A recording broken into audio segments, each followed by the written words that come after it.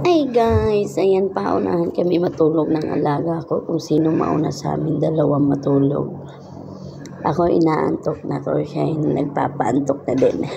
Tulog na bibi. Paunahan lang kami kung sino mauna matulog sa amin dalawa. Knockout na. Inaantok na kasi ako dahil so mas mauna pa yata ako matulog kaysa batang to. Siya naglalaro-laro pa ng kamay niya. Nagbibilang pa yata to ng koto sa kamay niya.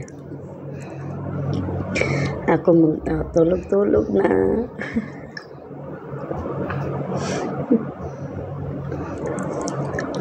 Tulog-tulog din tayo, baby, pag may time mo. Tulog na. Pagod na ako dyan eh. Kanina, panay tapik ko na ubos na kami, wala, hindi ayaw matulog. So, mas mauna pa yata ako matulog kaysa batang to eh. Pero inaantok na din siya. Knockdown parehas. Tinitingnan niya pa ako eh. Tulog na yung auntie ko. Ako hindi pa ako natutulog eh. Mata-mata pa. Pagising-gising pa. Knockout na. Tapos na magbilang. Tapos na binilang niya yung kamay niya. Ako din, knockout na din ako. Natulog na din. So, parehas kaming dalawa.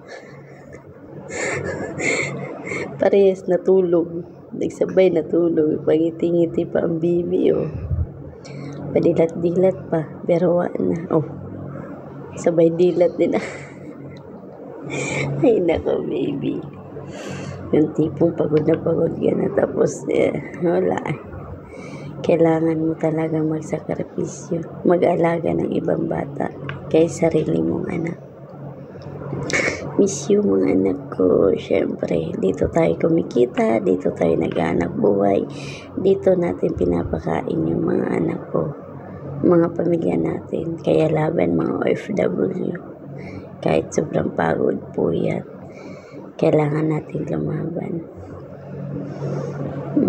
Tulog na din siya. Matulog ka na din.